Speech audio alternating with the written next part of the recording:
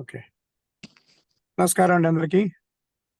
ఉత్తర America Telugu సంఘం NATS లలిత కళా వేదిక నుంచి ప్రతి నెల జరిపే కార్యక్రమాల్లో భాగంగా ఈ నెల చివరి వారాంతంలో ఈ రోజు ఆదివారం శనివారం నాడు జొన్నవిత్తుల శ్రీరామచంద్రమూర్తి గారు అని ఒక ప్రముఖ కవి, వారిని పరిచయం చేయదలుచుకున్నాం. ఆయన మామూలు కవి కాదు, ఆయన తెలుగు కన్నడ భాషల్లో కూడా అనర్గళంగా రచనలు చేస్తున్నారు కూడా. సో వారి గురించి ఒక 2 నిమిషాలు నేను పరిచయం చేస్తాను. పరిచయం చేసే ముందు ఈ సమావేశానికి నాతో పాటు మా నాట్స్ ప్రస్తుత ప్రెసిడెంట్ మదన్ పాములపాటి గారు లైన్లో ఉన్నారు. నమస్కారం అండి. అందరికీ నమస్కారం అండి. అలాగే నాతో పాటు బాపు చౌదరి మా పాస్ట్ ప్రెసిడెంట్ కూడా లైన్లో ఉన్నారు. అలాగే మా వెబ్ టీం నుంచి రవి గారు లైన్లో ఉన్నారు. ఇంకా కొంతమంది జాయిన్ అవుతున్నారు ఇప్పుడు, మిగతా వాళ్ళు కూడా. సో అందరికీ తెలియడం కోసం నేను వారిని పరిచయం చేస్తాను. బిఫోర్ దట్ ప్రెసిడెంట్ గారు మీరు ఒకసారి మాట్లాడతారా? Invite guest. అందరికీ నమస్కారం అండి. నాట్స్ లాస్ట్ 15 years నుంచి భాషే రమ్యం సేవే గమ్యం అనే నినాదంతో ఇక్కడ అమెరికాలోను అక్కడ ఇండియాలోని 2 తెలుగు రాష్ట్రాల్లో కూడా భాషను సపోర్ట్ చేస్తూ అవసరమైన వాళ్ళకి సేవ కూడా చేస్తూ ఉంది. ఇప్పుడు 8th ప్రెసిడెంట్గా నేను June 1 నుంచి నన్ను అపాయింట్ చేశారు. సో ఈ 2 years టర్మ్లో ఇప్పుడున్న ఈసీ మా ఎగ్జిక్యూటివ్ కమిటీ ఈ కాల్లో కూడా ఉన్నారు చాలామంది. రవి తాండ్రా గారు, కిషోర్ గారు, రవి తుమ్మల గారు, అలాగే మా పాస్ట్ ప్రెసిడెంట్ బాపు గారు, మురళి గారు ఆబ్వియస్గా. సో మేము 5 లక్ష్యాలు నిర్ణయించుకున్నాం, వాటిని కంటిన్యూ చేయాలనుకుంటున్నాం. క్విక్గా వాటి గురించి నంబర్ 1, మాకన్నా ముందు ప్రెసిడెంట్స్ చేసిన మంచి పనులు వాటిని కంటిన్యూ చేయడం. నంబర్ 2, నాట్స్ ప్రెజెన్స్ని ఎక్కువ సిటీస్లో ఎక్స్పాండ్ చేయడం. ఎవరికన్నా ఎవరికి ఎప్పుడో ఆపద వస్తుందో, ఏ మేజర్ సిటీలో ఎవరికి ఏ ప్రాబ్లం వచ్చినా నాట్స్ రిప్రజెంటేటివ్ వాళ్ళ ఇంటికి వెళ్ళగలిగేలాగా ప్రెజెన్స్ను ఇంప్రూవ్ చేయడం. నెంబర్ 3, ఇప్పుడు 70s 80s వచ్చిన జనరేషన్, 90s వచ్చిన వాళ్ళ పిల్లలందరూ పెద్దవాళ్ళు అయిపోయారు. ఇక్కడ ఒక 10 years బ్యాక్ 1,00,000 2 లక్షలు ఉండే తెలుగు కమ్యూనిటీ వాళ్ళ 6 లక్షలు 7 లక్షలు అయింది అంటున్నారు. కాలంతో పాటు అవసరాలు కూడా చేంజ్ అవుతూ ఉంటాయి. సో నెక్స్ట్ జనరేషన్ ఎలా ఇన్వాల్వ్ చేయాలి ఈ నాన్ ప్రాఫిట్ ఆర్గనైజేషన్స్లో? సో యూత్ని ఎంకరేజ్ చేయడం కోసం వాళ్ళకు వాలంటీర్ అవర్స్ను, డాక్టర్స్ ఆఫీస్లో షాడోయింగ్ని, ఎందుకంటే అమెరికాలో చదువుతో పాటు సమాజానికి ఏం చేస్తున్నాం అనేది కూడా plays a bigger role which college kids can get into, engineering కానీ మెడిసిన్ కానీ ఆ ఆస్పెక్ట్స్లో వాళ్ళకి సపోర్ట్ చేయడం. అలాగే NATS is one of the few organisations which can issue presidential volunteer service awards in America.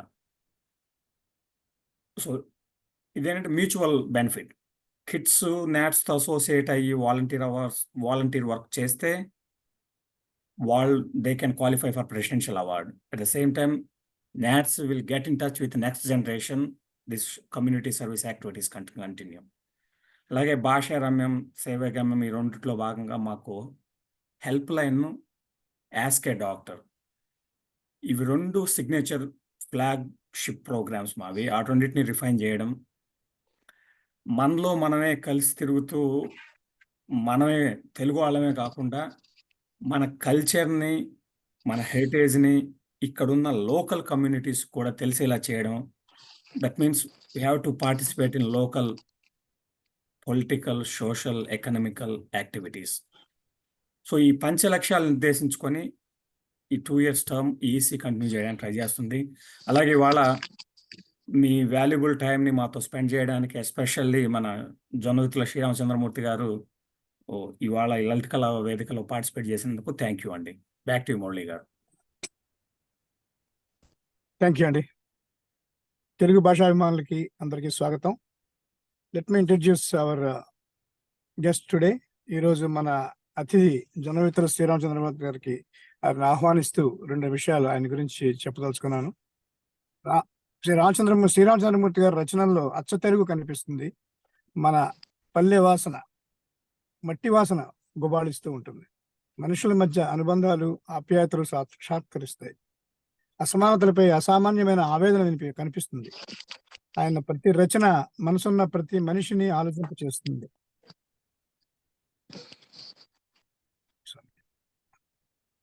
ఆయన చదువుకుంది కేవలం 10వ తరగతే, కానీ 10 తరాలకు ఉపయోగపడే కథలు, 10 మందిని ఆలోచింపజేసే విధంగా రాశారు, రాస్తున్నారు కూడా.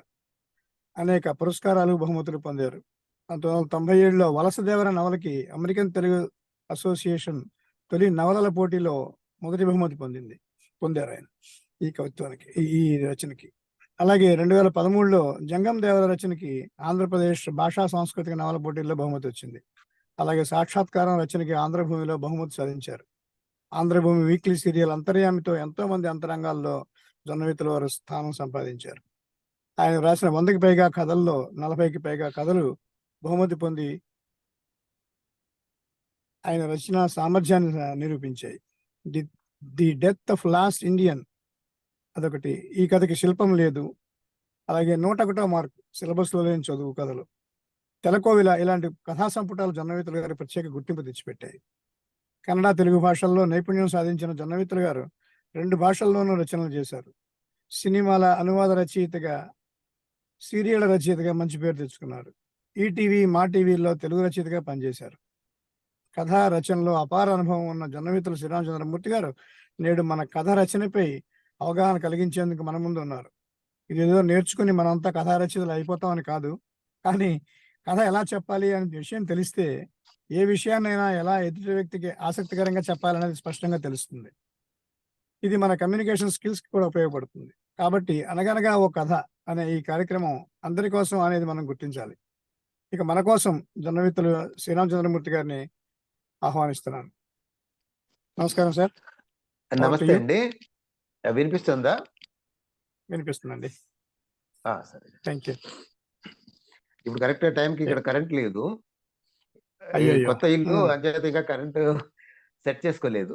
సరే, మనం ఇంకా మాట్లాడుకుందాం, కథ గురించి మాట్లాడుకుందాం. అనగా అనగా ఒక కథ. నార్త్ అమెరికన్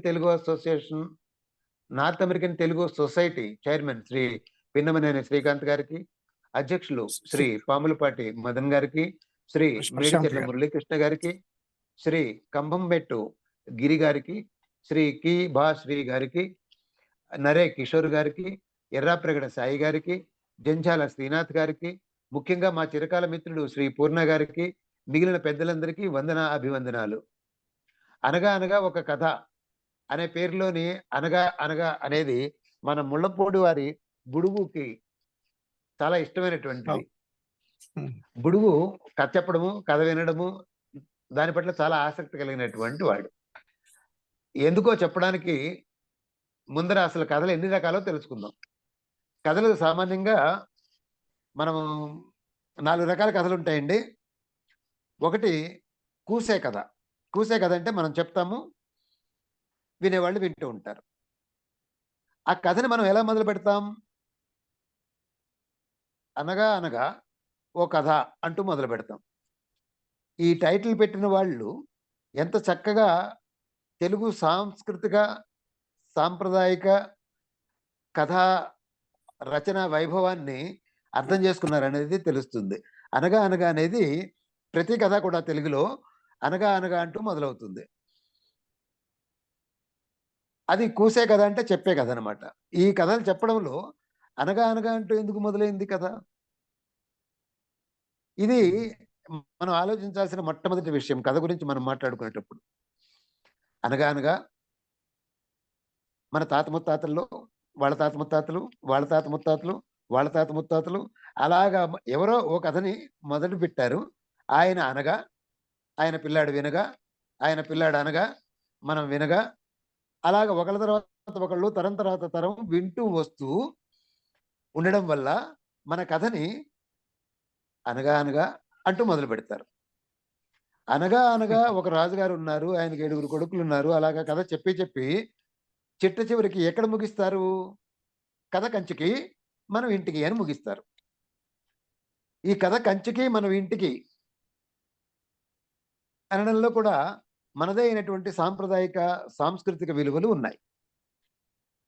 అనగా అనగా పెద్దవాళ్ళందరూ చెప్తూ ఉంటే వాళ్ళ వాళ్ళ వాళ్ళ జీవితాలన్నింటినీ కూడా కాచి వడపోసి మనకి నీతులు, న్యాయము, ఆనాటి వాతావరణము చెప్పడానికి పిల్లలకి కథలుగా చెప్తూ వాళ్ళు ఎన్నో ప్రయత్నం చేస్తూ వచ్చారు. అలాగ కొనసాగించినటువంటి సంస్కృతి ముందు తరాల వాళ్ళకి అందడానికి దాన్ని మనం ఏం చేయాలి? రిజిస్టర్ చేయాలి ఎక్కడో ఒక చోట. అలాగే రిజిస్టర్ చేసేటువంటి ప్లేసెస్ ఎక్కడున్నాయి? ఒకటి కాశీ, 2 దక్షిణ భారతదేశానికి కంచి.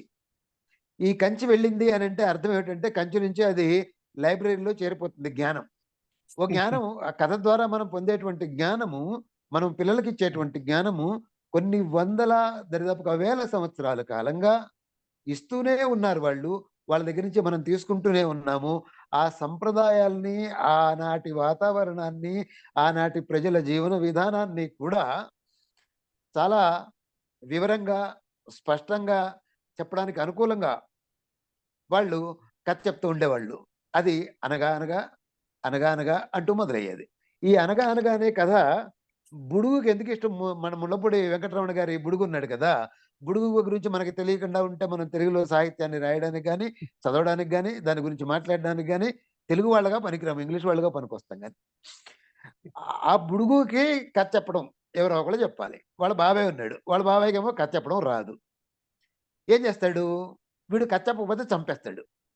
ఇప్పుడు ఎలాగో అలాగా వాడి దగ్గర కథ చెప్పాలి, చెప్పి తప్పించుకోవాలి బతకాలంటే. లేకపోతే జుట్టు పట్టుకొని పీకేస్తాడు. ఏం చేయాలి? అనగా అనగా, అనగనగనగనగా, అనగా అనగా, అనగనగనగా అనగా అంటూ పాడి, పాడి, పాడి విసిగించేస్తాడు. దాంతోటి బుడుగు ఏం చేస్తాడంటే వాడు జుట్టు పట్టుకుని వంగదీసి, "బాబాయ్ నీకు కథ చెప్పడం రాదు, నేను చెప్తానుండు" అని వాడు చెప్పడం మొదలెడతాడు. ఆ విధంగా మన సాంస్కృతికమైనటువంటి చెప్పే కథలు. వాటిని మనం కూసే కథ అన్నాం. రెండోది వేసే కథ. ఈ వేసే కథలేమిటంటే నాటకాలు. ఈ నాటకాలు కూడా మనదే అయినటువంటి సంప్రదాయానికి, సంస్కృతికి నిదర్శనాలు. మన సంప్రదాయాల్లో నాటకం చాలా గొప్ప సంప్రదాయం. భారతదేశపు నాటక సంప్రదాయం దరిదాపుగా ప్రపంచంలోనే చాలా గొప్పది. చాలా పురాతనమైంది. దాంట్లో కూడా కథ ఉంటుంది. ఎటొచ్చి చెప్పే కథకి, చేసే కథకి అంటే నాటకంగా వేసే కథకి, చెప్పేటువంటి కథకి తేడా ఏమిటంటే నేనిప్పుడు కథ చెప్తున్నాను అనుకోండి. మీరు వింటున్నారు. మీరు వింటున్నప్పుడు మీ ముఖం నాకు కనిపిస్తుంది. మీ ముఖం నాకు కనిపించినప్పుడు మీ ముఖ కవళికల ద్వారా నేను చెప్తున్నది మీకు ఆసక్తి కలిగిస్తుందో లేదో నాకు అర్థమవుతుంది. ఒకవేళ మీకు ఆసక్తి కలగలేదనుకోండి, అప్పుడు మీకు ఏ విధంగా ఆసక్తి కలుగుతుందో దానికి సరిపోయినట్టుగా ఆ కథని ట్విస్టులు వేయిస్తూ ఉంటాం. ఆ కథని మార్చుకోవచ్చు ఎప్పటికప్పుడు. ఎదురుగుండా ఉండేవాడు, వినేవాడి యొక్క ఆసక్తిని బట్టి, వాడి యొక్క అవసరాలను బట్టి మనం కథని మార్చుకుంటూ వెళ్ళిపోతూ ఉండొచ్చు. నాటకం దగ్గరికి వచ్చేసరికి ఏమవుతుందంటే అందరూ వచ్చి కూర్చుంటారు. వాళ్ళ ముందర ఈ కథ చెప్తూ ఉంటారు నాటక రూపంలో. చెప్పేటప్పుడు ఆ కళాకారుల్లో వాళ్ళ నటన, వాళ్ళ వాచకం, వాళ్ళ మాట, వాళ్ళ పాట, వాళ్ళ యొక్క అందము ఇవన్నీ కూడా ఆకర్షిస్తాయి. వీటన్నింటిలో ఏ 2 బాగున్నా కూడా ఆ నాటకం దగ్గర కూర్చున్న వాళ్ళు నాటకాన్ని ఎంజాయ్ చేస్తారు. అంటే దాన్ని ఆస్వాదిస్తారు. దాని ద్వారా ఆనందం పొందుతారు. అదేమో వేసే కథ. నాటకాలు వేస్తాం కదా మనం. ఆ వేసేటువంటి కథ. వేసే కథ తర్వాత రాసే కథ. ఇప్పుడు మనం మాట్లాడుకునేది రాసే కథ గురించి. ఈ రాసే కథకి చాలా ఇబ్బందికరమైనటువంటి పరిస్థితి ఏమిటి అనంటే చదివే పాఠకుడు మన ఎదురుగుండా ఉండడు. ఇంట్లో కూర్చొని చదువుతాడు. మనం చెప్పేది అతనికి ఆసక్తి కలిగిస్తుందో లేదో, అదంటే అతనికి ఇంట్రెస్ట్ ఉందో లేదో మనకెలా తెలుస్తుంది? అది కూడా మనమే ఊహించుకోవాలి. ఊహించుకుని రాయాలి. రాసే ముందర మనం చాలా జాగ్రత్తలు తీసుకోవాలి. ఇలాగ రాసేటువంటి నైపుణ్యాన్ని సంపాదించుకున్న తర్వాత కథతో పాటుగా మన వాళ్ళు నవలను కూడా రాస్తూ ఉంటారు. ఇవన్నీ ఈ నవల, కథ 2 కూడా పాశ్చాత్య సంస్కృతి నుంచి మనకు వచ్చాయని మనం అనుకుంటూ ఉంటాం. కానీ కథ చెప్పడం అనేది మన నుంచినే వాళ్ళకి వెళ్ళిందని నేను నమ్ముతున్నాను. ఎందుకంటే మన సంస్కృతి చాలా సుదీర్ఘమైంది. మన కథా సంస్కృతి కూడా చాలా సుదీర్ఘమైనటువంటిది. అదేవిధంగా రాసే కథలు, వేసే కథలు, చూసే కథలు కాకుండా తీసే కథలు కూడా ఉన్నాయి. ఈ తీసే కథలు ఏమిటి? సినిమాలు, సీరియళ్ళు. సినిమా తీస్తాడు. సినిమా తీసిన తర్వాత మనం ఆ సినిమాకి వెళ్ళినప్పుడు ఆ సినిమాలో హీరో మనకు నచ్చిన వాడు ఎవరో ఉంటారు. ఆ హీరోని చూడగానే మనం ఆ సినిమాకి వెళ్ళిపోదాం అని అనుకుంటాం. వెళ్ళి కూర్చుంటాం, చూస్తాం. కథ బాగుందనుకోండి ఉత్సాహంగా చూస్తాం. బాగలేదనుకోండి హీరోని మాత్రమే చూస్తాం. మనకి హీరోయిన్ నచ్చిందనుకోండి ఆ హీరోయిన్ మాత్రమే చూస్తాం. పాటలు, డాన్సులు ఉన్నాయనుకోండి అవి నచ్చితే అవే చూస్తాం. ఏది నచ్చినా కూడా 24 రకాల కళల సమ్మేళనం కాబట్టి సినిమా కథలోకి వచ్చేసరికి కథ ఎంత బలంగా ఉంటే సినిమా అంత గట్టిగా ఉండేది ఒక కాలంలో. ఇప్పుడు కథ బలంగా ఉన్నా లేకపోయినా కూడా హీరో బలంగా ఉన్నా, హీరోయిన్ బలంగా ఉన్నా, పాటలు, డాన్సులు బలంగా ఉన్నా కూడా సినిమా చూసేసే పరిస్థితి వస్తుంది. ఇలాంటి అవకాశాలు ఏవి లేనటువంటిది రాసే కథ. రాసే కథలో రచయిత మాత్రమే ఉంటాడు, రాస్తాడంతే. రాసిన తర్వాత మనం ఇక్కడ రాస్తాము, ఎక్కడో కూర్చుని వాళ్ళ ఇంట్లో కూర్చుని అతను చదువుకుంటూ ఉండేటప్పుడు ఆ చదువరికి ఏమేం కావాలి అవన్నీ మనం ముందరే ఇంట్లోనే కూర్చుని ఊహించుకుని వాటికి సంబంధించినటువంటి వాతావరణంలోకి మనం వెళ్ళి ఆ వాతావరణంలోకి చదివేవాడిని కూడా తీసుకురావడం కోసం ఎన్నో రకాల ప్రయత్నాలు చేస్తూ ఉంటాం. ఆ చేసేటువంటి ప్రయత్నాలన్నింటినీ కూడా కథాంగాలు అంటారు. ఈ కథాంగాల గురించి చెప్పడానికి ముందర కథకి నవలకి తేడా ఏమి లేదండి. కథ ఒక చిన్న సంఘటన చెప్తుంది, నవల ఒక పెద్ద జీవితాన్ని చెప్తుంది. అదే తప్ప అంతకంటే గొప్ప తేడాలు ఏమీ లేవు. ఇప్పుడు కథ అయినా నవలైనా ఏది రాసినా కూడా రాసేవాడికి ఉండవలసినటువంటి నైపుణ్యము రాయడం. ఆ రాసేటువంటి నైపుణ్యం ఎక్కడి నుంచి వస్తుంది, ఎలా వస్తుంది, ఎలా పెరుగుతుంది, ఇవన్నీ మనం తెలుసుకోవడానికి ప్రయత్నం చేద్దాం. దాంట్లో ఒక క్వశ్చన్ గురువు గారు ఇక్కడ అయ్యా అడగండి. కొన్ని కథలు కొంతమంది చెప్తే ఆసక్తిగా వింటుంటాం, కానీ కొంతమంది అవునండి. చెప్తుంటే అంత ఆసక్తి వినలేం. ఎందుకని? వినలేం. చెప్పే కథ ఒకటేనా, ఎందుకు ఈ తేడా ఏమంటారు దానికి? ఎందుకంటే చెప్పే విధానం చేత కాకపోవడం. అంతే. ఇప్పుడు కథ అనగానగాని మొదలు పెట్టాం. వాడు ఇందాక వాళ్ళ బాబాయ్ ఏం చేశాడు, వాడికి కథ చెప్పడం చేత కాక ఏదో ఒకటి అనగా అనగా అనగా అనగా అనగా అనగా అనగా అనగా అనగా అనగా అనగా అనగా అనగా అనగా అనగా అనగా ఇన్ని రకాలుగా పాటలు పాడాడు కానీ వాడికి పాపం చెప్పడం రాలా. ఆ చెప్పటం రావడం అనేది ఒక కళ. ఆ కళ మనకి ఎక్కడి నుంచి వస్తుందంటే మన పెద్దవాళ్ళ దగ్గర నుంచి వస్తుంది. మన పెద్దవాళ్ళకి మనకి మధ్యలో బాంధవ్యాలు క్రమంగా తెగిపోతూ ఉన్నాయి. మనం ఎక్కడో ఉంటాం, పెద్దవాళ్ళు ఎక్కడో ఉంటారు, పిల్లలు ఎక్కడో ఉంటారు, మన పిల్లలు ఇంకెక్కడో ఉంటారు, అన్నదమ్ములు ఎక్కడో ఉంటారు. ఇప్పుడు వాళ్ళందరూ కలిస్తే తప్ప ఒక కథ చెప్పి మా అమ్మ దగ్గరికి వెళ్ళేవాడు ఉండడు. మా అమ్మ కథ చెప్తే చాలా బాగుంటుంది. ఎందుకు మా అమ్మలు చెప్తే బాగుంటుంది అని అంటే వాళ్ళకి ఎదుటివాడి ముఖ కవళికల్ని అర్థం చేసుకుని ఆ ముఖ కవళికలకి అనుగుణంగా ఆ కథని ఎప్పటికప్పుడు ట్విస్ట్ చేస్తూ చెప్పేటువంటి నైపుణ్యం చెప్పి అలవాటైపోతుందండి. దానికి ప్రత్యేకమైనటువంటి కథన నైపుణ్యం అవసరం లేదు, కొంచెం మంచి భాష వస్తే చాలు. అలాగే వినేవాళ్ళు ఉండేటప్పుడు ఆ వినేవాళ్ళు సామాన్యంగా పిల్లలు అయి ఉంటారు, లేదనుకుంటే కనుక ఆ హరికథలు, బుర్రకథలు లాంటి వాళ్ళకైతే కొంచెం పెద్దవాళ్ళు ఉంటారు. మిగిలిన వాళ్ళందరికీ కూడా పిల్లలే ఎక్కువ మంది ఉంటారు. పిల్లల ఆసక్తిని గమనించి వాళ్ళకి తగినట్లుగా ఆ కథల్ని వాళ్ళు అల్లుకుంటూ వెళ్ళొచ్చు. ఒకళ్ళు చెప్తే బాగుండడం, ఇంకొకళ్ళు చెప్తే బాగోకపోవటం, దానికి గల కారణం కేవలము చెప్పేటువంటి నైపుణ్యం ఉండడము, ఉండకపోవడం. కథలో సత్తా ఉంటుంది. ప్రతి కథలోనూ కూడా దాందే అయినటువంటి ఒక బలం ఉంటుంది, శక్తి ఉంటుంది. ఆ కథని మనము ఎలా చెప్తున్నాము అనే దాని మీద ఎదుటి వాడికి ఆసక్తి కలగడం మొదలవుతుంది, పెరగడం మొదలవుతుంది.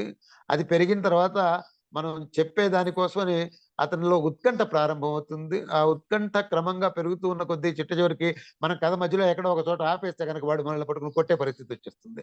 అంత బాగుంటుంది. అలాంటి సందర్భాలు మీరు చిన్నప్పుడు కథలు వింటూ ఉన్నప్పుడు బహుశా పెద్దవాళ్ళ దగ్గర మీరు గమనించి ఉంటారు. ఇప్పుడు కూసే కథల గురించి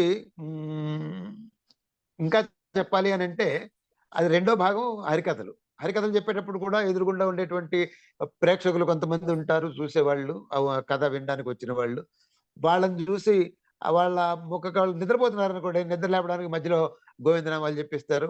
బాగా నిద్రపోతున్నారనుకోండి, వాళ్ళని లేపడం కోసం ఉన్నట్లుండి ఒక కోతినో ఆంజనేయుడిని ప్రవేశపెడతారు. లేదనుకుంటే రావణాసురుడిని ప్రవేశపెడతారు. రావణాసురుడు రాగానే అందరూ లేచి కూర్చుంటారు. ఇప్పుడు అవి చెప్పేటువంటి కథల్లో నుంచి మనం వేసే కథల్లో నుంచి ప్రస్తుతానికి రాసే కథల్లోకి వచ్చాము. ఈ రాసే కథల్లో కొన్ని నైపుణ్యాలు ఉండాలి. తీసే కథలకి చాలా నైపుణ్యాలు ఉండాలి. ఇప్పుడు సినిమా ఉంది. ఆ సినిమాని కొనసాగించడం సాధ్యం కాదు. ఒక సినిమాని ఒక చోట ఆపేస్తాము. అక్కడితోటి ఒక కథ ఎలాగైతే ఒక చోట మొదలయ్యి ఒక చోట పూర్తవుతుందో, అలాగే సినిమా కూడా ఒక చోట ప్రారంభమై కరెక్ట్‌గా ఎక్కడ ముగియాలో అక్కడే ముగుస్తుంది. అక్కడితోటి అయిపోతుంది. ఆ 2, 2:30 గంటల కాలం సినిమాలో మనం కూర్చున్నంత సేపు ప్యాక్డ్‌గా ఉంటాం. అదే విధంగా ప్యాక్డ్‌గా ఉండేటువంటి ప్లేసు కథ. ఆ కథ చదవడం మొదలుపెట్టిన తర్వాత ఆసక్తి కలిగితే దాన్ని పూర్తిగా చివరిదాకా చదువుతాము. దాన్ని ఉత్కంఠభరితంగా రాయడానికి ఏమేమి చేయాలి? ఎలా చేయాలి? అనేది వీలైతే మాట్లాడుకుందాం అనే ప్రయత్నం చేస్తున్నాం ప్రస్తుతం మనం. అంటే కథ చెప్పడం అనేది ఒక కళ కదండి. ఈ కళని నేర్చుకోవడం వల్ల అసలు కలిగే ప్రయోజనాలు ఏంటి? కథ చెప్పేటువంటి కళని నేర్చుకోవడం వల్ల ప్రయోజనాలు ఒకప్పుడు కథ చెప్పడం వల్ల కేవలము మనోరంజన అంటే ఎంటర్‌టైన్‌మెంట్ మాత్రమే ఉండేది. ఎంటర్‌టైన్‌మెంట్ దాటిన తర్వాత కథ చెప్పడానికి ఒక ప్రయోజనం అనుగుడింది. ఎలాంటి ప్రయోజనం అనుగుడింది అనంటే, అప్పట్లో రాజులు ఉండేవాళ్ళు. ఆ రాజులు చేసేటువంటి పరిపాలనలో లోపాలు గట్రా చెప్పాలి అని అనుకుంటే, దాన్ని చెప్పడానికి దీన్ని కూడా ఆ కథని కూడా వాళ్ళు ఒక ఉపకరణంగా వాడుకుని మనకెన్నో కథలు చెప్పారు. విన్నాం కూడా మనము. అక్బర్ కథలు గాని, అక్బర్, బీర్బల్ కథలు గాని, శ్రీకృష్ణదేవరాయలు, తెనాలి రామకృష్ణుడు గాని, తెనాలి రామకృష్ణుడు కృష్ణదేవరాయలు చేసినటువంటి చిన్న చిన్న పొరపాట్లన్నింటిని కూడా ఎప్పటికప్పుడు ఏదో రకంగా ఎత్తి చూపిస్తూ ఉంటాడు. ఎత్తి చెప్పడానికి కథల్ని ఆయన వాడుకుంటూ ఉంటాడు. ఆ విధంగా కృష్ణదేవరాయలును, తెనాలి రామకృష్ణుడు ఉన్నట్లుగా అందరూ ఉండరు కదా! అక్బరు, బీర్బల్ ఉన్నట్లుగా అందరూ ఉండరు కదా! అలాంటప్పుడు కూడా వాళ్ళకి చెప్పడానికి వీలుగా వాళ్ళు కథని ఒక ఉపకరణంగా వాడుకుని చేసేటువంటి రాజుగారు ఈ పలానా తప్పు చేశాడు. రాజుగారు ఇది తప్పు అని డైరెక్ట్‌గా వీళ్ళు చెప్తే ఆయన మెడ తీసేస్తాడు. అలా మెడ తీయకుండా ఉండడానికి అనుకూలంగా ఏదైనా ఒక చిన్న కథ రూపంలో చెప్పి ఆయన్ని ముందు రంజింపజేసి, ఆలోచింపజేసేటువంటి ప్రయత్నం చేస్తూ ఉండేవారు. అది చాలా కాలంగా బహుశా నాకు తెలిసి మనిషి మాట్లాడుకోవడం ప్రారంభమైనప్పటి నుంచి కూడా ఆ కథ చెప్పేటువంటి విధానము, కథల ద్వారా ఒకానొక ప్రయోజనాన్ని సంపాదించుకునేటువంటి విధానము బహుశా అమల్లో ఉందే అని అనుకుంటున్నాను నేను. ఉండే ఉంటుంది కూడా. ఎందుకు అలా ఉంటుంది అనే నమ్మకం నాకు ఎలా ఏర్పడుతుందంటే, మనం ఏదైనా చెప్పాలనుకున్నప్పుడు తిన్నగా చెప్పేస్తే గనుక, "ఏయ్! కూర్చో అలాగా, అలా కూర్చోవడం బాగోలేదు. నుంచోకి ఇలాగా, అదేంటది అలా చేస్తున్నావు, ఇలా చేస్తున్నావు" అని చెప్పి విసుక్కుంటే వాళ్ళు కోప్పడతారు. నువ్వు అలకడంలో నిన్ను మించింది లేదు. ఇంత బాగా అలికావు. అలికిన తర్వాత దాని మీద ముగ్గు పెట్టావనుకో ఇంకెంత బాగుంటుందో. నువ్వు పెట్టిన అలుకు, ముగ్గు రెండింటి మధ్యలో గొబ్బెమ్మని పెట్టావనుకో ఒక సంస్కృతి మొత్తం మన ముందరకి వచ్చేస్తుంది. ఇంకా దాన్ని అందంగా చేయాలి అని అనుకుంటే దానికి పువ్వులు పెట్టు. అలాగ మనం చెప్తూ వాళ్ళని రెచ్చగొడుతూ చిట్ట చివరికి మనం ఏ పనైతే వాళ్ళ చేత చేయించాలనుకున్నామో ఆ పనిని వాళ్ళ చేత చేయించడానికి కథ మనకి చాలా బాగా ఉపయోగిస్తుంది. ఈ చెప్పేటువంటి కథల వల్ల అయ్యా చెప్పండి. చెప్పేటువంటి కథల వల్ల ప్రయోజనము కొంచెం కాదు, చాలా పరిమితంగా ఉంటుంది. ఎందుకు అనంటే మనం ఎవరినైతే ఒప్పించాలని అనుకుంటున్నామో, కృష్ణదేవరాయలను ఒప్పించాలంటే కేవలం కృష్ణదేవరాయలు మాత్రమే ఒప్పించేటువంటి కథని చెప్పాలి. అక్బర్‌ని ఒప్పించాలంటే అక్బర్‌ని మాత్రమే ఒప్పించేటువంటి కథ చెప్పాలి. కానీ అందరిని ఒప్పించి, అందరిని మెప్పించేటువంటి కథ చెప్పడం. అప్పుడు మనము ఒక పురాణ గాథనో, చారిత్రక అంశాన్నో తీసుకొని వాళ్ళ చేత చదివే వాళ్ళ చేత, చూసే వాళ్ళ చేత, వినే వాళ్ళ చేత ఆసక్తిని ఎప్పటికప్పుడు పెంచేలాగా చేసుకుంటూ, వాళ్ళ ఆసక్తి పెరిగినంత సేపు కూడా మనం ఆ కథని దానికి తగినట్లుగా మార్చుకుంటూ, ఆ కథతో పాటుగా ఒక మెసేజ్‌ని కూడా చెప్పడానికి అనుకూలంగా ఆ కథను మలుచుకుంటూ అలా వెళ్తూ ఉండడం అనేది మన పెద్దలకి చాలా మందికి చాలా బాగా తెలుసు. హ్మ్. అలాగే తెలిసినటువంటి వాళ్ళు చెప్పేటువంటి కథలు వినడానికి చాలా ఆసక్తికరంగా ఉంటాయి. కానీ ఎంత ఆసక్తికరంగా ఉన్నా కూడా ఆ కథ ప్రయోజనం ఎంతవరకు ఉంటుంది అనంటే ఎవరు వింటున్నారో ఆ ఒక్క వ్యక్తే ఉంటాడు కదా! హ్మ్. అదే గనక నాటకం వేసామనుకోండి, నాటకాన్ని చూసేవాళ్ళు ఎక్కువ మంది ఉంటారు. ఈ మెసేజ్ ఒక్కడికి ఇచ్చేటువంటి మెసేజ్‌ని మనం ఒక 50 మందికో, 100 మందికో నాటకం చూడడానికి ఎంతమందొస్తే అంతమందికి ఇవ్వగలుగుతాం. అంతకంటే ఎక్కువ మందికి మనం మెసేజ్ ఇవ్వాలి. లేదనుకుంటే మన కథ రాసేటువంటి విధానం గురించి, మన కథా నైపుణ్యంలో ఉండేటువంటి ప్రత్యేకతల గురించి వాళ్ళకి ఆసక్తి కలిగేలాగా మనం ఏదో ఒకటి చేస్తూ ఉండాలి. అలా చేయడానికి గాను అవును. ఏం చేశారంటే కథలు చెప్పడము, నాటకాలుగా వేయడము, దాటిన తర్వాత అచ్చు మనకి అందుబాటులోకి వచ్చిన తర్వాత కథలు రాయడం ప్రారంభించారు. కథ రాస్తే ఎక్కువ మందికి చేరుతుంది. ఎంతమందైతే ఆ పుస్తకాన్ని తీసుకుంటారో వాళ్ళందరికీ ఎక్కువ మందికి చేరుతుంది. అలాగా కథ ఎక్కువ మందికి చేరడం ద్వారా వచ్చేటువంటి ఫలితం ఏమిటి? అంటే అదే ఇప్పుడు నేను అడగబోయేది కూడా నాకు ఇక్కడే ఒక సందేహం కూడా. కథ, కథనం ఈ రెండింటిలో అసలు దేనికి అధిక ప్రాధాన్యం ఇవ్వాలి? అంటే దీని గురించి నేను నేటి ఒక తరం 2 నిమిషాల్లో కథ చెప్పనా? ఆ! నేటి తరం అదే ఇక్కడే ఇంకోటి కూడా నేటి తరం ఆ! ఈ ఈ తరం వాళ్ళు కథా రచనలో రాణించాలంటే నేర్చుకోవాల్సిన చెప్తానండి. ముఖ్య లక్షణాలు ఏమైనా ఉన్నాయి? అవి కూడా చెప్పండి. యాహ్! అవి కూడా చెప్తాను. ఈ వరుసలో చెప్పుకుంటూ వస్తానవి. హ్మ్. హ్మ్. మీరడిగిన ప్రశ్న ఈ కథా అంశాలు, కథాంగాలు వీటిలో అన్నిటికంటే ముఖ్యమైనది ఏమిటి అనే ప్రశ్న ఆచార్య గంగిశెట్టి లక్ష్మీనారాయణ గారు మా సాహితీ సిరికోన సాహిత్య అకాడమీ అనేటువంటి ఒక వాట్సాప్ గ్రూప్ ఉందండి. ఆ గ్రూప్ ఆయన నడుపుతున్నారు. ఆయన దాంట్లో ఈ ప్రశ్న వేశారు. వేస్తే సామాన్యంగా కథలో ఆసక్తి కలిగించేవేమిటంటే అవన్నీ కూడా కథాంగాలుంటాయి. అవన్నీ రాసేటువంటి కథలకు సంబంధించి. ఈ కథాంగాలు ఏమిటి? వాటిలో అన్నింటికంటే బాగా ఆసక్తి కలిగించేది, అందరిని ఆలోచింపజేసేది, అతి ప్రధానమైంది ఏమిటి అని ఒక ప్రశ్న ఆయన అడిగారు. హ్మ్. అడిగితే మా అందరికీ కూడా కథలు రాసి, కథలు చదివి, కథలు విని, కథలు వినిపించి, ఈ మరీ ముఖ్యంగా ఆ కథల గురించి 10 మందితోటి మాట్లాడి, 10 మంది చేత ఆలోచింపజేసి, కథలు రాయించే ప్రయత్నాలు చేస్తూ ఉండే వాళ్ళందరికీ కూడా అది ఉపయుక్తంగా ఉంటుందని ఆయన ఆ ప్రశ్న వేశారు. కథాంగాలు ఏమిటేమిటసలు? కథలో మనం రాసేటువంటి కథ గురించి మాట్లాడుతున్నాము. రాసేటువంటి కథలో ప్రధానమైనటువంటి కథాంగాలు ఏమిటి అనంటే మొట్టమొదట అందరూ చెప్పేది కథా వస్తువు. కథకి వస్తువు ఉండాలి కదా! మనం హ్మ్. దేని గురించి చెప్తున్నాం? ఒకప్పుడు నా చిన్నప్పుడు చదివినటువంటి కథ ఒకటి గుర్తు చేసుకొని చెప్తాను మీకు. 'వియత్నాం విమల' అని ఒక కథ. ఆ కథ ద్వారా మనం మాట్లాడుకునే ప్రయత్నం చేద్దాం. ముందు కథ చెప్తాను. ఆ కథ ఏంటంటే వరకట్నం ఇది సమస్య. పెళ్లి మంటపానికొచ్చారు. పెళ్లి కొడుకు తండ్రికి ఈ కట్నం డబ్బులు అందలేదు. దాంతోటి ఆయన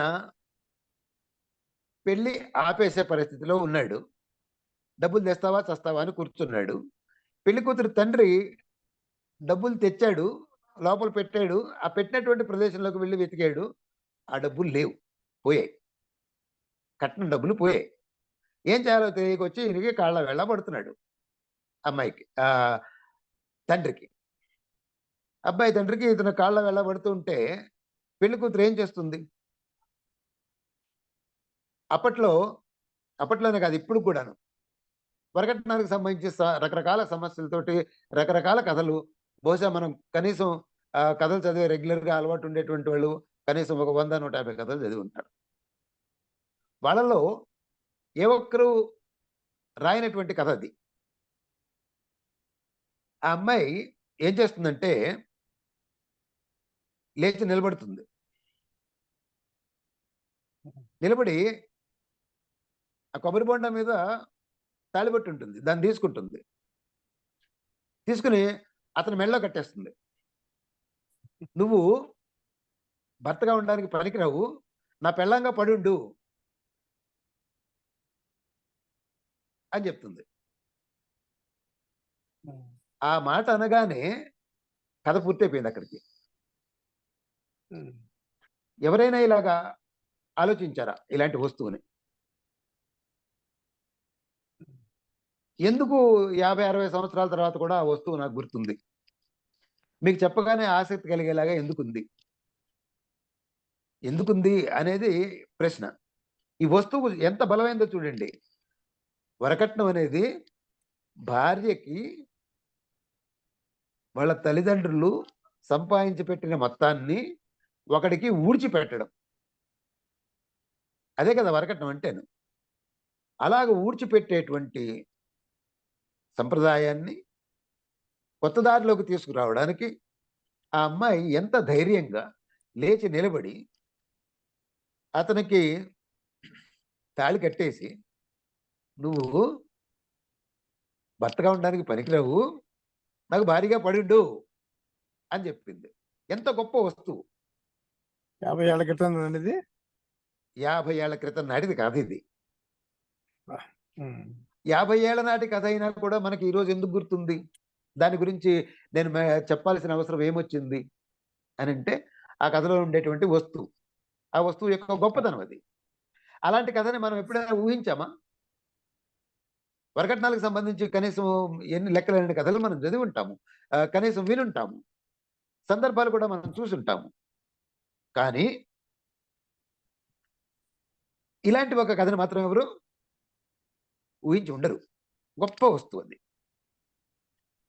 అందుకోసం ఏం చెప్తారంటే, కథాంగాల్లో అన్నింటికంటే గొప్పది కథా వస్తువు అని చెప్తారు. రెండోది మీరు ఇందాక చెప్పారు కదా, కథా సంవిధానం, కథ చెప్పేటువంటి విధానం, ఆకట్టుకునేలాగా కథ చెప్పడం.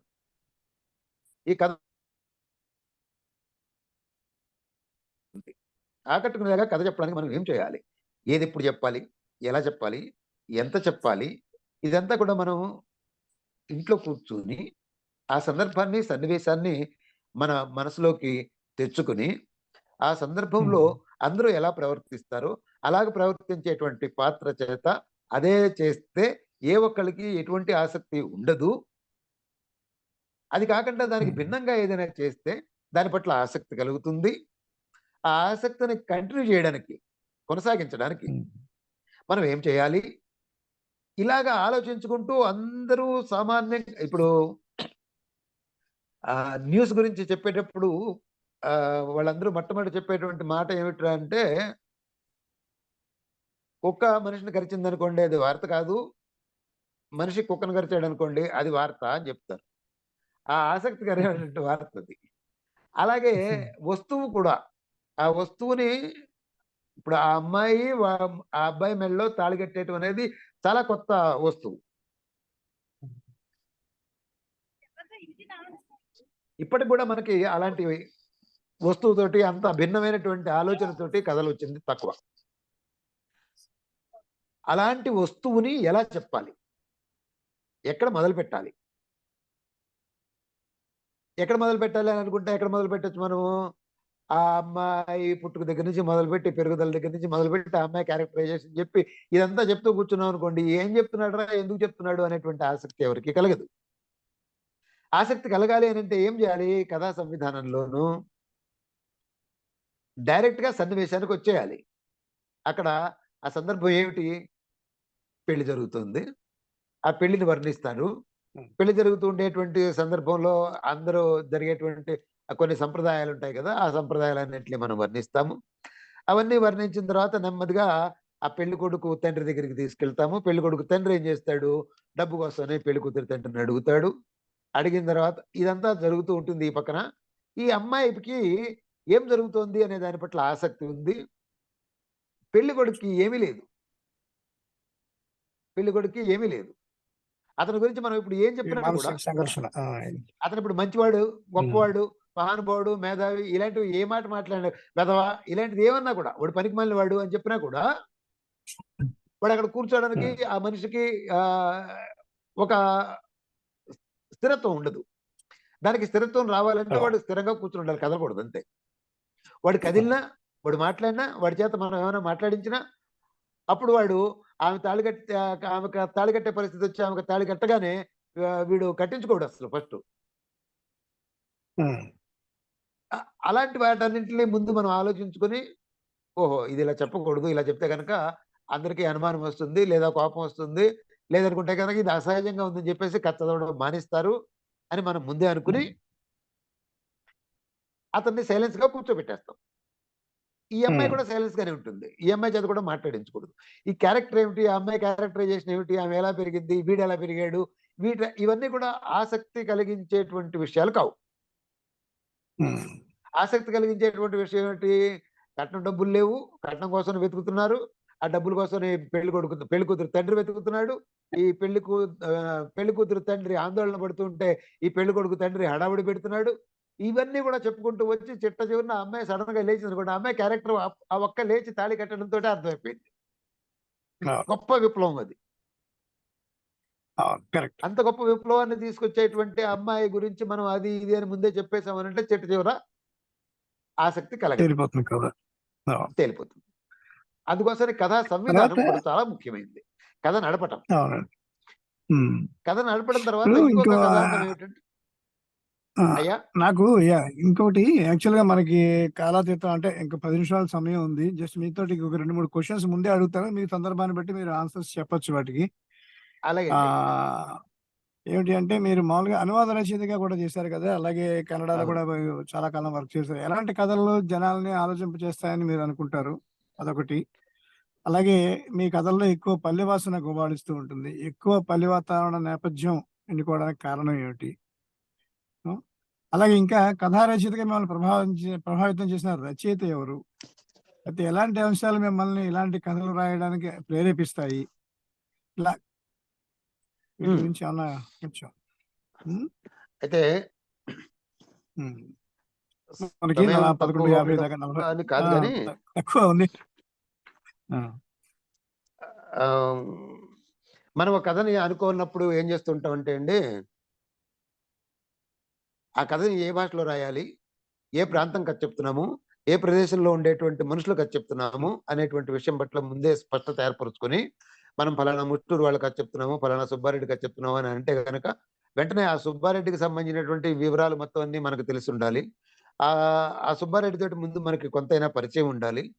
ఆ సుబ్బారెడ్డి చేసేటువంటి పనుల వల్ల కలిగే పరిణామాలు ఏమిటి అనేవన్నీ కూడా మనం ముందే తెలుసుకోవాలి.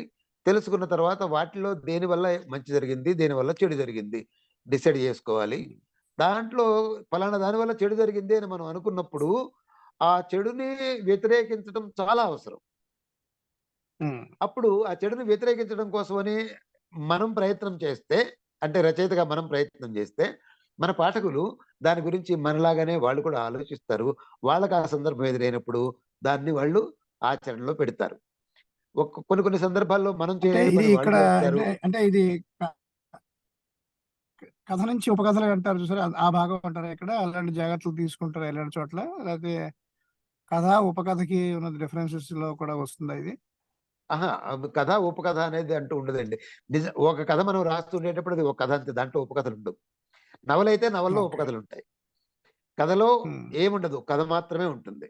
వల్లంపాటి వెంకట సుబ్బయ్య గారు ఓకే. నాకు చెప్పినటువంటి మొట్టమొదటి ముక్క ఏమిటంటే, "మూర్తి కథ చెప్పు.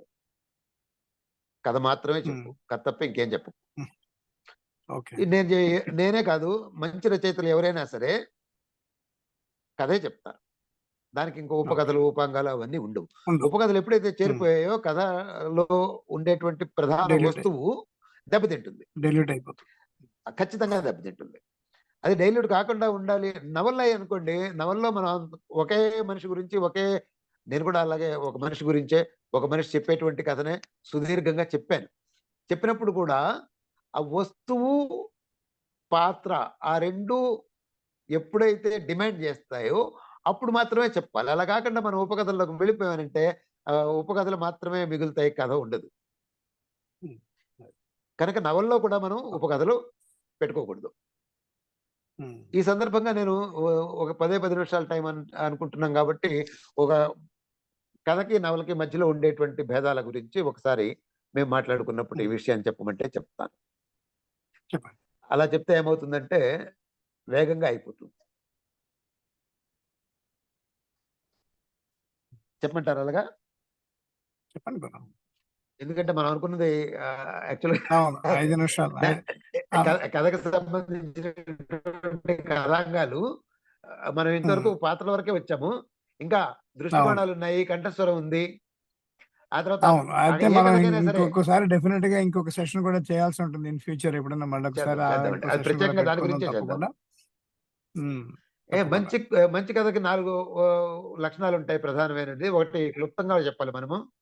ఎంత క్లుప్తంగా చెప్పగలిగితే చదివేవాడికి అంత ఎక్కువ ఆసక్తి కలుగుతుంది. ఆ తర్వాత అనుభూతి. మనం ఒక అనుభూతితోటి కథను మనం ప్రారంభించామంటే అదే అనుభూతితోటి మనం పూర్తి చేయాలి. హ్మ్. ఒక యుద్ధ వాతావరణాన్ని ప్రారంభించామనంటే ఆ యుద్ధ వాతావరణంతోనే కథ మొత్తం అంతా నడవాలి. ఆ యుద్ధ వాతావరణంలోనే ఆ కథ మనకి ఒక కొత్త సత్యాన్ని చెప్పాలి. అలాగే కాన్ఫ్లిక్ట్ ఆఫ్ ది స్టోరీ అని ఒకటుంటుందండి. ప్రతి కథలోనూ కాన్ఫ్లిక్ట్ ఒకటుంటుంది. ఆ కాన్ఫ్లిక్ట్ అనేది చాలా ప్రధానమైనది. సంఘర్షణ, మానసిక సంఘర్షణ. ఒక వ్యక్తి మానసిక సంఘర్షణ కావచ్చు, ఒక సమాజ మానసిక సంఘర్షణ కావచ్చు, ఒక కుటుంబ మానసిక సంఘర్షణ కావచ్చు. ఇవన్నీ గూడా ఆ సంఘర్షణకి గల కారణం ఏమిటి? ఇప్పుడు ఆ అమ్మాయికిను, ఆ పెళ్ళికొడుకుకి మధ్యలో ఉండేటువంటి సంఘర్షణకు గల కారణం ఏమిటి? కట్నం డబ్బులు లేకపోవడం. అవి పోవడం, ఎవడో దొంగతనం జేయడం. అది కాన్ఫ్లిక్ట్‌కి మూలం అవుతుంది. అప్పుడు పుట్టేటువంటి కాన్ఫ్లిక్ట్‌ని ఆ అమ్మాయి ఏ విధంగా సాల్వ్ చేసింది. అలాగే కథ నిర్మాణం ఉంటుంది కదా సార్! ఈ కథ నిర్మాణములో మనకి చాలా ప్రధానంగా చూసుకోవాల్సిన విషయం. మనం ఏం చెప్తున్నాము? ఏ కారణం చేత చెప్తున్నాము? ఏ విధంగా చెప్తున్నాము? ఇవన్నీ, ఇవన్నీ కూడా చాలా ప్రధానమైనవి. ఇవన్నీ కూడా కథను మనం ఒక ఉత్తరంలాగా చెప్పొచ్చు. లేకపోతే ఒక కల్పనలాగా చెప్పొచ్చు. ఒక పాటలాగా చెప్పొచ్చు. ఒక కవితలాగా చెప్పొచ్చు. మీకు ఆశ్చర్యం కలిగించే విషయం ఒకటి చెప్తాను. నా నా కథల పుస్తకం వేసినప్పుడు కథల పుస్తకానికి మన పలమనేరు బాలాజీ కవిత రాస్తే ఆ కవిత నేను ముందు మాటగా వేశాను. అంటే కవిత రూపంలో కూడా మనం కథని చెప్పొచ్చు. ముందు మాట కూడా రాయొచ్చు. అంతటా ఈ చలంగారి కథల్లో చాలా ఎక్కువగా భాషే కవితామయంగా ఉంటుంది. అలాగా కవితామయమైనటువంటి భాషని మాండలికంలో కూడా రాయొచ్చు. నేను మాండలికంలో రాసేటప్పుడు ఎప్పుడు కూడా ఆ పొయిటిక్ ఆ రిథమ్ ఉంటుంది కదండీ! దాంట్లో ఒక లయ ఉంటుంది. ఆ లయని ఎప్పుడు కూడా మిస్ అవ్వకుండా రాయడానికి ప్రయత్నం చేస్తుంటాను. అలాగ ప్రయత్నం చేసిన ప్రతి కథ కూడా నలుగురిలోనూ ఇంతో అంతో పేరు తెచ్చిపెడుతూ వస్తుంది. అలా కాకుండా మనం ఒక కథ చెప్తూ ఉంటాము. మరో కథ గురించి ఆలోచింపజేస్తూ ఉంటాం. మనకిప్పుడు ఇంగ్లీష్ భాష మా నెత్తి మీద బలవంతంగా ఆంధ్రప్రదేశ్‌లో రుద్దుతున్నారు. మా పిల్లలందరి నెత్తి మీద బలవంతంగా రుద్దుతున్నారు. ఈ బలవంతంగా రుద్దడం అనేటువంటి విషయాన్ని మనం డైరెక్ట్‌గా చెప్తే మనల్ని తీసుకెళ్ళి లోపల పడేస్తారు. లేదనుకుంటే మనల్ని ఒక దొంగలాగా చూస్తారు. అది కూడా కాదనుకుంటే మన మీద మనకి కొత్త కొత్త సమస్యలొచ్చేలాగా చేస్తారు. లేదనుకుంటే మా ఇంటి ముందరొచ్చి మా పిల్లల్ని ఇంగ్లీష్‌లో చదువుకొని మా పిల్లలు డెవలప్ అవ్వకుండా నువ్వు చేస్తావా అని చెప్పేసి వాళ్ళు నన్ను కొట్టినా కొట్టొచ్చు. ఇన్ని రకాల సమస్యలొస్తాయి. దీన్ని మనం చెప్పాలి. ఇలా చెప్పలేము. ఈ కథ ఇలా జరుగుతోంది. ఈ భాష గురించి ఇంత గొడవ జరుగుతుంది అని మనం చెప్పలేము. అప్పుడు మనం ఏం చేస్తాము? Very simple. నేనైతే ఏం చేస్తానంటే, మనం చదివేది పుస్తకం కాబట్టి పుస్తకం. ఈ పుస్తకం అనేది తెలుగు. చివరన సున్న పెట్టేస్తే తెలుగు. ఈ సున్న తీసేస్తే పుస్తక కన్నడం. ఆ తలకట్టు కూడా తీసేసామనుకోండి పుస్తక్ హిందీ. హిందీ. పూర్ణానుస్వారం బదులుగా చివరిలో పుస్తకః అని పెట్టామనుకోండి సంస్కృతం. పుస్తక అనే పదంతోటే మనము మన దగ్గరలో ఉండేటువంటి ఇన్ని భాషలు నేర్చుకునేటువంటి అవకాశం ఉంటుంది. నాటకం. నాటకంలో చివరన పూర్ణానుస్వారం తీసేస్తే నాటక కన్నడ. నాటక్ హిందీ. నాటకః సంస్కృతం. ఉత్తర భారతదేశానికి హిందీ, సంస్కృతం, దక్షిణ భారతదేశానికి తెలుగు కన్నడం. ఇన్ని భాషలు మనకి రాకుండానే వచ్చినట్లున్నాయి. ఈ కథ చెప్తాను నేను. ఒకవేళ మనము భారతదేశంలో బతకూడదు. ఈ ఒకటి యూరోప్‌లో బతకాలి అని అనుకున్నామనుకోండి. అప్పుడు ఇంగ్లీష్ నేర్చుకుంటే ఫ్రెంచ్ భాష, దాని చుట్టుపక్కల ఉండేటువంటి భాషలు ఏమున్నాయో అవన్నీ కూడా వాటిలో ఉండే పదాలన్నింటినీ వీళ్ళందరూ వాడతారు కాబట్టి, ఇంగ్లీష్‌లో వాడతారు కాబట్టి, ఇంగ్లీష్ డిక్షనరీ చూస్తే దాంట్లో ఏ భాష నుంచి ఏ పదాన్ని తీసుకున్నారో బోలెడు పదాలు ఇంగ్లీష్‌లోకి వచ్చి ఉంటాయి కాబట్టి, వాటన్నింటిని కూడా వాళ్ళు తీసుకుంటారు. ఈ విధంగా మనం ఇంగ్లీష్ నేర్చుకుంటే యూరోప్ వస్తుంది. Behave as a Roman when you are in Rome అని అన్నట్టు అలాగే. అలాగా. అది చెప్తాం. అప్పుడు కథ ఏమిటి? నేను చెప్పేటువంటి కథ భాషలకు సంబంధించింది. కానీ దాంట్లో మెయిన్ వస్తువు ఏమిటి? ఇక్కడ నాకు ఇంగ్లీష్ చెప్పడం వల్ల నేను మా పిల్లలు ఇబ్బంది పడుతున్నారు. మా పిల్లలకి నేను చెప్పేది అర్థం కావట్లేదు. వాళ్ళు చెప్పేది నాకు అర్థం కావట్లేదు. అనేటువంటి విషయాన్ని నేను వాళ్ళకి చెప్తూ ఉన్నాను. ఇది అంతరార్థ కథనం. అర్థం ఒకటి పైకి కనిపిస్తూ ఉంటుంది. అంతరార్థం మరొకటిగా ఉంటుంది. అలాంటి కథలు కథ చెప్పే విధానంలో అది కూడా ఉంటుంది. అలాంటి విధానాలలో ఒక ఉత్తరం ద్వారా చెప్పొచ్చు.